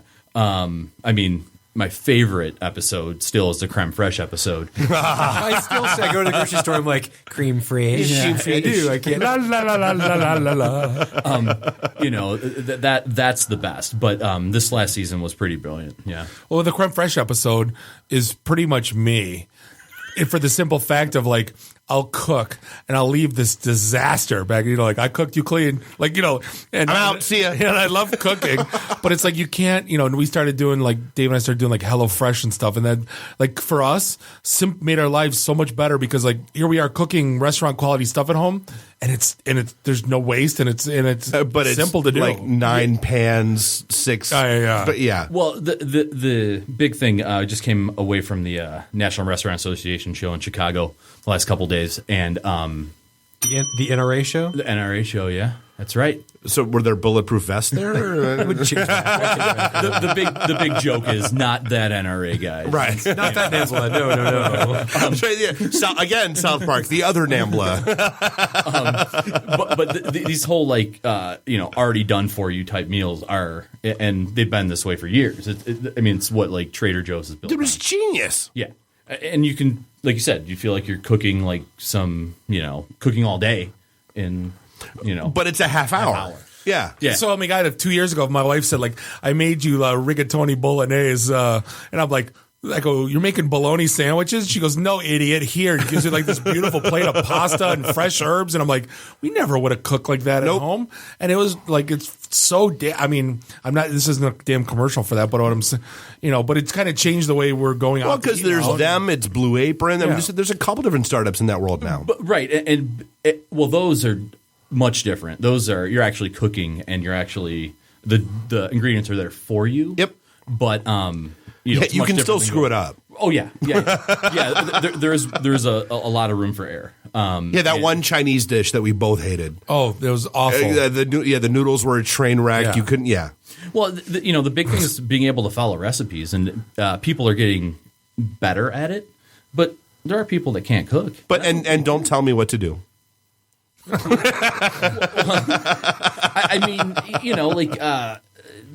Simply going out and buying a cookbook and trying to cook some, unique cuisine, you're not going to be able to. We do all it. have 15 cookbooks in our house. I guarantee none of us has opened it once. Nope. None of it. Yeah, I do. Oh, you do? Oh, you're different. Oh, you're an anomaly. Oh, I have like the grilling Bible, and I have all the the Guy Fieri. I'm like, I'm going to cook like not happening. Did it have like frosted tips and everything too? No, we're taking a trip to Flavortown. But like, you got to be excited as all hell if you've been doing this for 7 years for the blog. That just to watch the Detroit food scene just come unglued. Yeah, it's growing. By the week, there's so many new places, so many exciting occurrences. I mean, you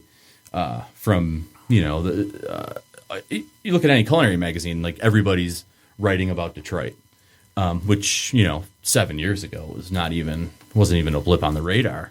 We have a long way to go. A long way to go, and there's a lot of negativity that goes along with those stories too, because we have a long way to go. The service around here is lax. You go in places, then there's no accountability in terms of like being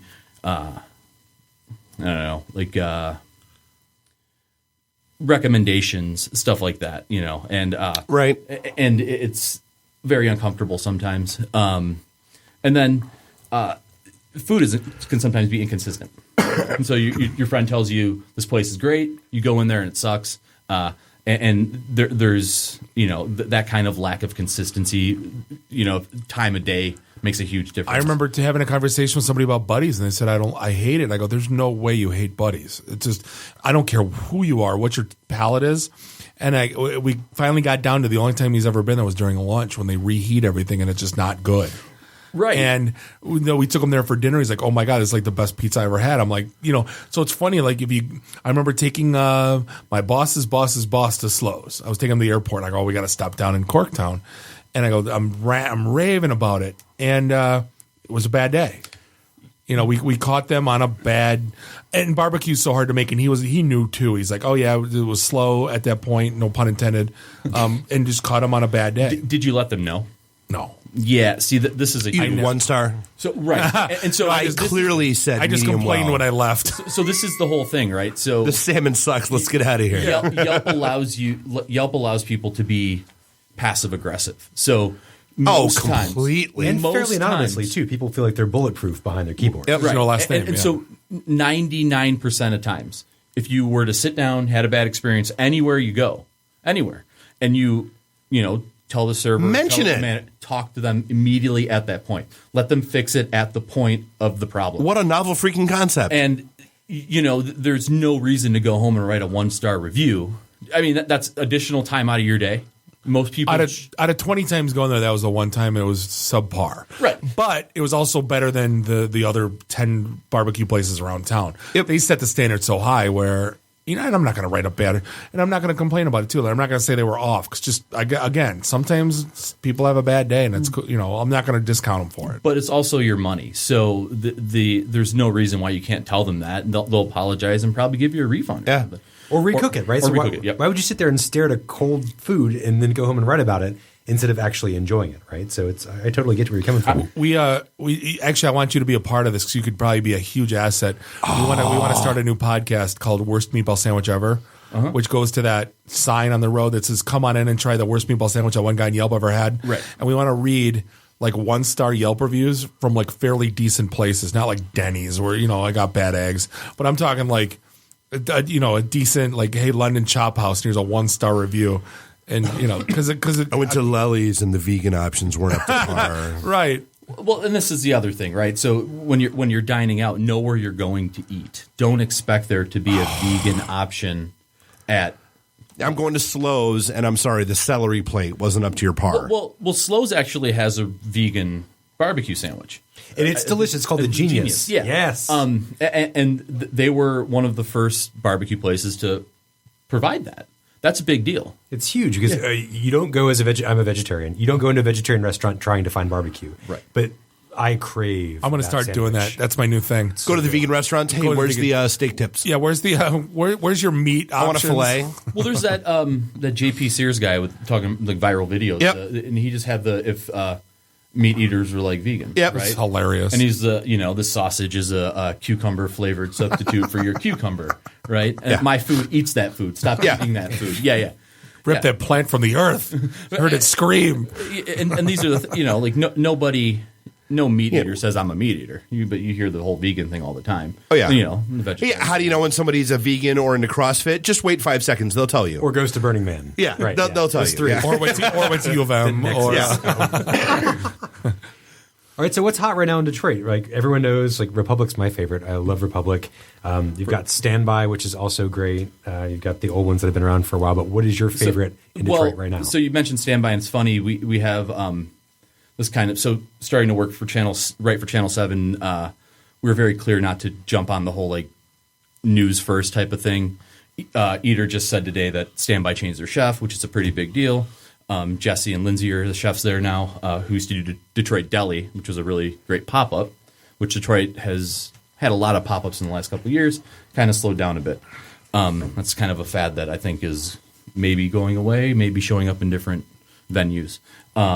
It's a Kickstarter for chefs that want to try to see if they, the test market. Right. It's expensive to get into, right? And if you screw up, basically you've got 30 days to make your restaurant before Cisco puts you on like – you have to pay cash now for things. So I understand the pop-up concept. Well, there's also the whole idea that if you have you open a restaurant, there's a holiday, like a honeymoon period, the first 3 to 6 months, you could call a restaurant shit on a plate, and people are going to come in and just to see what it's all about. Totally. Right. So you have 3 to 6 months to kind of like work it all out, just to write those Yelp. But reviews.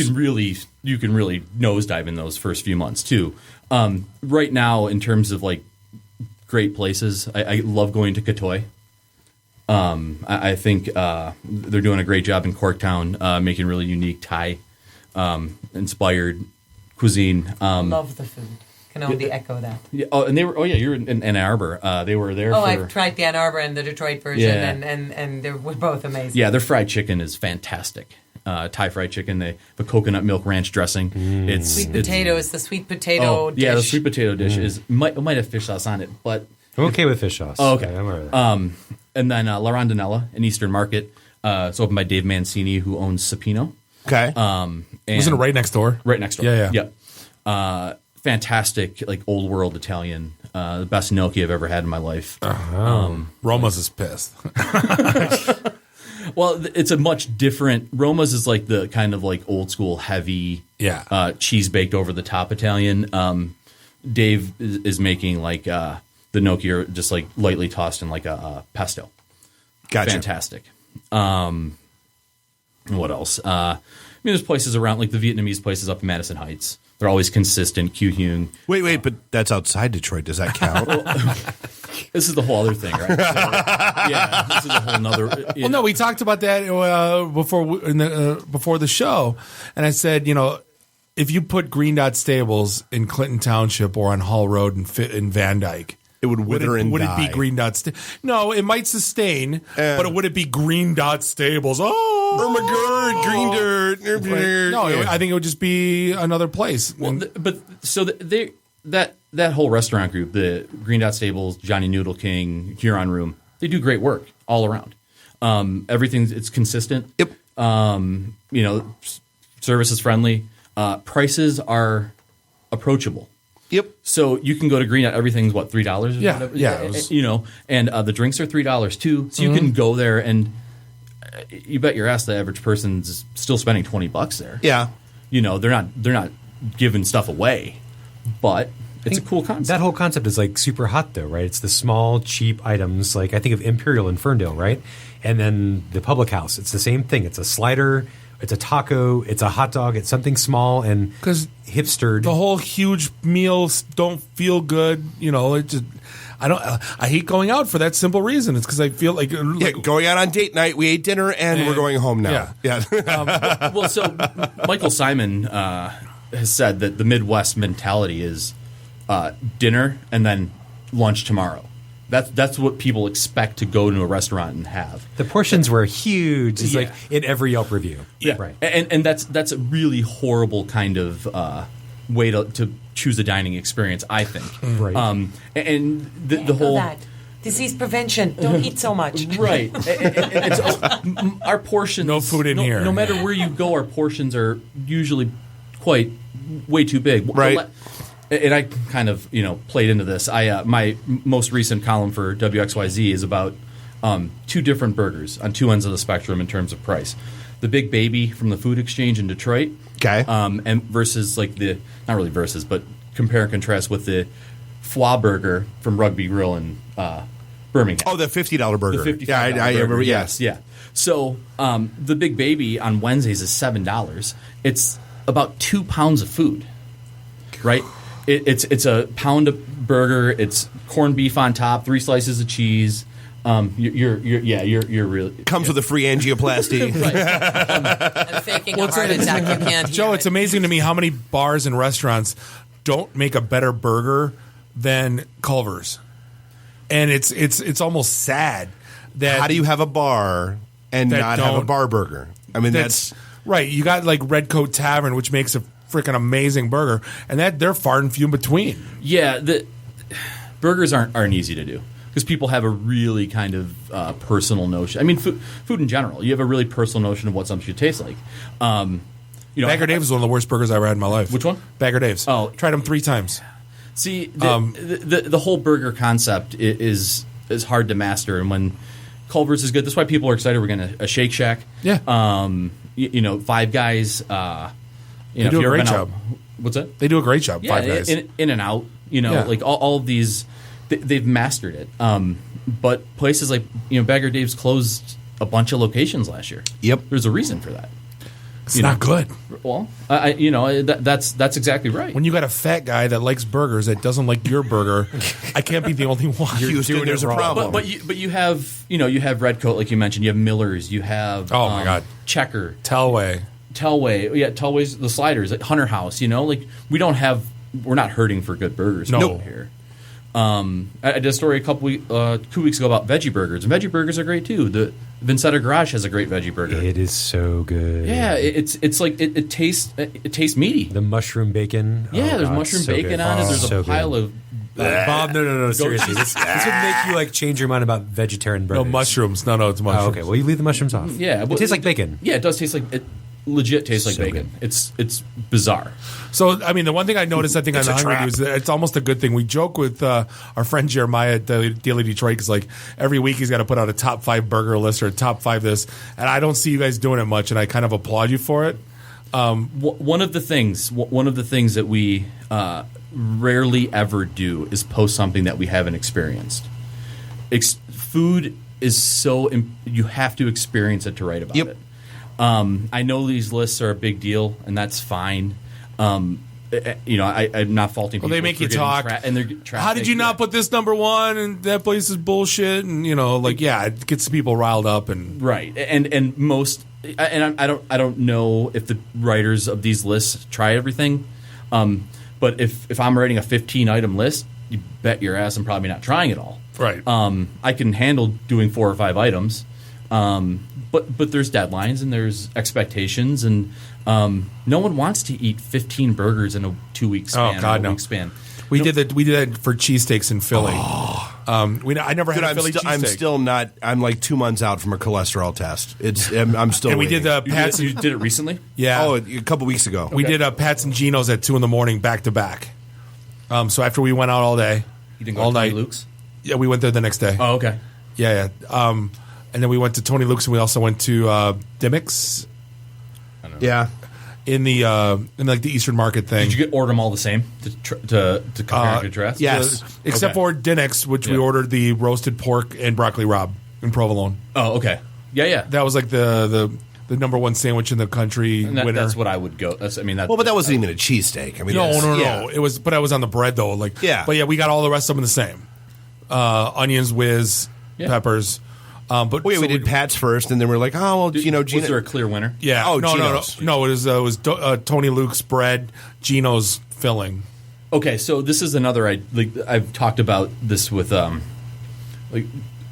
just with myself to kind of this kind of idea of going to different, say Coney dog for example, right? Everyone seems to think it's like, well, is it Lafayette or American? Well, maybe you like the Lafayette hot dog, but you like the American chili. No one talks about the elements. Right. It's just the whole thing. So the elements are important. You're making a point there. We made the Voltron. Yeah. We put them together. Right. But we ate Pat's first, then went to Geno's across the street. Yeah. And we were just going to try it. Yeah. Like we devoured it. Geno's was amazing. And then it was so much better. We ate another foot-long cheesesteak, and it was yeah.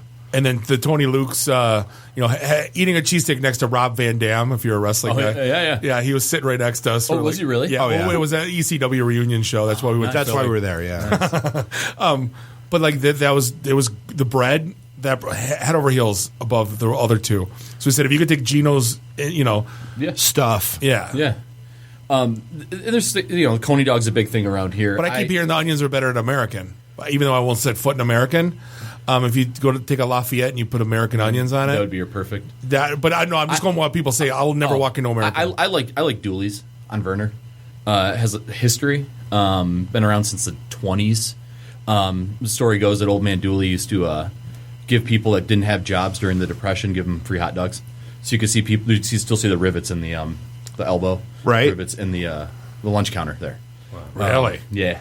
So you've been to Ernie's Market then, right? Oh yeah, got a sandwich. Yeah, baby. Yeah, that's like an hour and a half wait, and that's I got the all of it, whatever the seven meats, layer. Yeah, and I sat in his parking lot and ate every single morsel of that thing, and I was like, that was the best Well, GD sandwich. That's a pound of meat, too. It was the best sandwich ever. Like, also makes a fantastic vegetarian sandwich, too. For like $5, it's like apple Ernie slices. does? Oh, yeah, dude. He rolls it out. Delicious. Sandwiches are... I mean, that's another thing. Like, people, if you do it right, it can be fantastic. I mean, people can make great sandwiches at home, but there's a reason people buy them. Ernie's Ernie. Yeah. Right?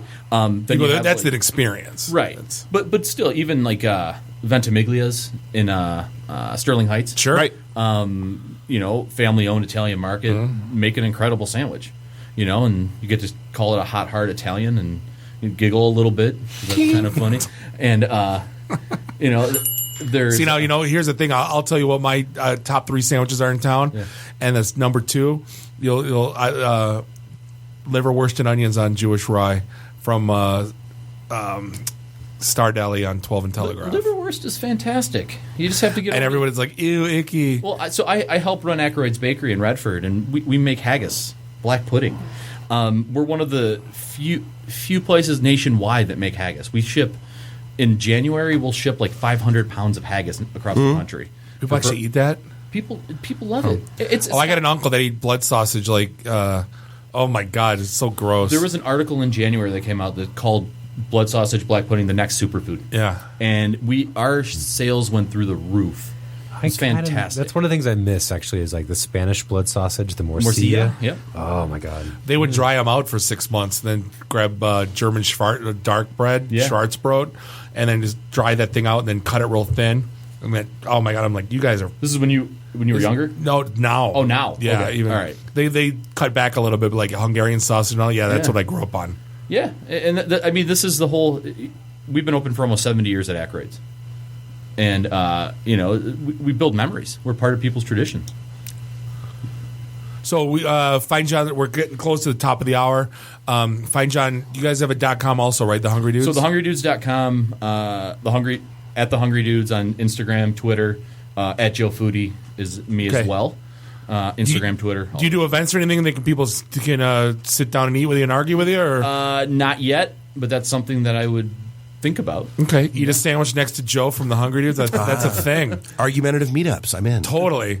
MEAT ups. MEAT. Yeah, I do have. Wait, what's the one I have? Meet or meet.singles. MEAT. Yeah. Oh, see, we can make this a thing. We want to do meetup. We want to do meetups with the MEAT meetups. I'm in. Go to barbecue joints. Yeah. Yeah, see, it's another thing to clog up our time because we don't have nothing. Because we have so much free time, isn't it? But hey, we could sit here all night. We're in our brand new spanking new studios down on 11 Mile here in beautiful Royal Oak, Michigan. This wraps up episode 145 of the ITintheD show. Just want to thank Diane from the Ann Arbor Health Care Preventative. There's like 73 words. That's the one thing we're going to have to work on your branding team. A2H2. Ann Arbor That's Health perfect. Hacks. Want to Ann Arbor Health Hacks. Want to thank Tom Nardone from PriveCo, from Bullet Safe, from Vibrators.com. He gave us as a gift. He brought us a box of dicks. A box of dicks and a ballistics vest. I don't know, the two go hand in hand. And last but not least, Joe from the Hungry Dudes. This is a great episode. Great way to kick off the new studio. Yeah. Could not be more excited about the future here. And this is Drink Up Your Drinks. Get your phone numbers. You don't got to go home. You just got to get the hell out of here. See you next week. Beat it. See ya. See ya. The emergency destruct system is now activated. Conan, what is best in life? To crush your enemies, see them driven before you, and to hear the lamentation of your women. Long live Flash! You've saved your Earth. Have a nice day. I have come here to chew bubblegum and kick ass. And I'm all out of bubblegum. Nice shooting, son. What's your name? Murphy. Make the run. The run. Game over, man. It's game over. It's over, Johnny. It's over. Nothing is over. Nothing. You just don't turn it off. I can't say no, and I don't really want to, so. Well, especially with the back doors open. Yo! Hold up! Time out! Time out! Y'all take a chill. You need to cool that shit out. And that's the double truth, Ruth. Bob loves it in the can. I hope this was as much fun for you as it was for me. That's why I like it in the can. Joe, own the truth.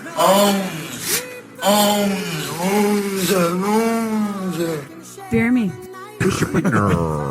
My job is to make sure this program is morally upright and cultural and wholesome.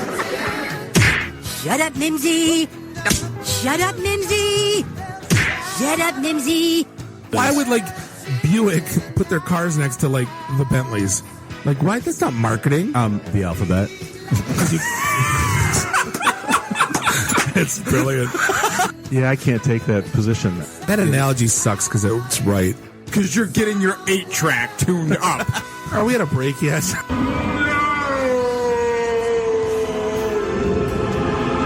Yeah, so now I'm just doing stupid stuff to make me laugh.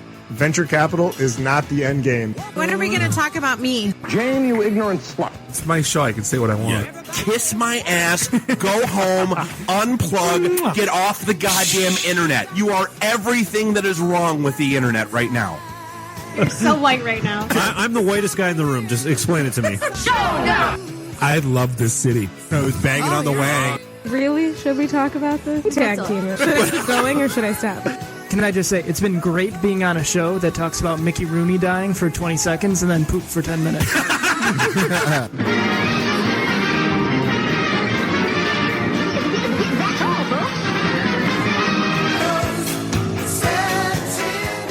This is a previously recorded episode of the IT and the D Show.